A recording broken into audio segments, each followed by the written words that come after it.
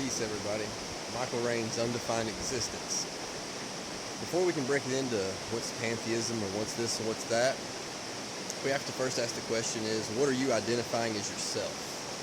Yourself. What is yourself? Are you talking about your collection of thoughts that you have in your brain that tell you to do this or tell you to do that? Is that yourself? Have you ever thought about why you think about what you think about? My favorite color is green. Why is my favorite color green? I don't know. I could say it's because of this, because of that, but I've had positive experience in my lifetime to tell me what green is. Think about when you're a kid and, you smell something cooking in the kitchen and you say, "What's that smell?" And your mom says, well, that's meatloaf, and she's cooking that. And so from that point on, you know that smell. You see an object as a baby. After you learn language, you see an object and you say, "What is this object?" And your parents or someone tells you, "Oh, that object is this." So that this becomes the identified object. That thing then has a label in your mind of what is. So pretty much everything is just a bunch of that thises. But this came from someone telling you what it was. You wouldn't know anything. Nothing would have a label if someone didn't tell you what it was. So you think about the things you identify yourself with. So you say you like this, you say you like that. Why do you like any of that? You don't know. It's just going on in your head. It's just thoughts. It's a thought pattern. Your thoughts is no more than a mirror. Your ego is nothing more than a mirror that reflects your experience that you're having. Say a new movie comes out and your friend says that, the movie's horrible, never go see it. In that same movie, my friend said, it's the best movie I've ever seen. So what happens then? I automatically have a subconscious liking towards the movie when you don't, because of our experience of someone told us the movie was this by opinion. So our whole opinion on life is based on other people's opinions. So when we say, "I'm this person, I am like this, I am like that," all we're doing is repeating the opinions that other people have projected onto us.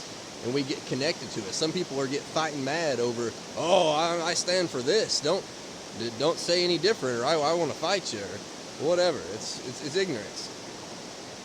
We have to unidentify ourselves with everything, because we are not the voice in our head. The voice is just like a recycle bin.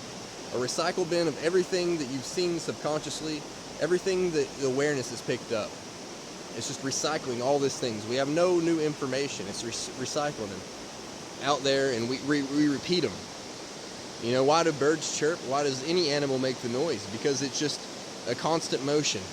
Everything's in constant motion. When you look at the river, it's constantly moving. When you look at trees, the wind is constantly blowing them. Everything's constantly moving. Everything's in constant motion. There's just a constant motion with everything. Same thing with your thoughts. There's just a constant up there.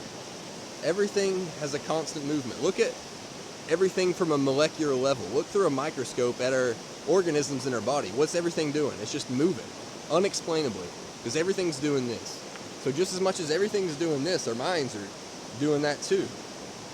So we'll do one or two things. We can identify ourselves with this voice in our head because it's just simply that. It's just a voice in our head. Or we can unidentify ourselves with it and realize that the voice is not us. It's just no more than a part of evolution. Our ego is no more than a part of evolution. And it's just there. It's a brilliant thing. It's a beautiful thing. It's not bad if you know how to use it and play with it. So before we can take any steps farther, we first have to realize the thing you call self is probably not yourself. And unidentify yourself with everything, because that thing that you think is you isn't you anyways. And it's going to leave it nothing but attachment, desire, and pain and stress. So first off, see that you're the oneness. Just as much as I'm me, just as much as I'm the river, just as much as I'm that tree. We're all one. We're all beautiful. We're all a part of the same. It's all nature. And when you learn how to unidentify yourself, you can see nature get into the motion and enjoy the ride. Just don't get lost. Thanks. Undefined Existence, Michael Raines.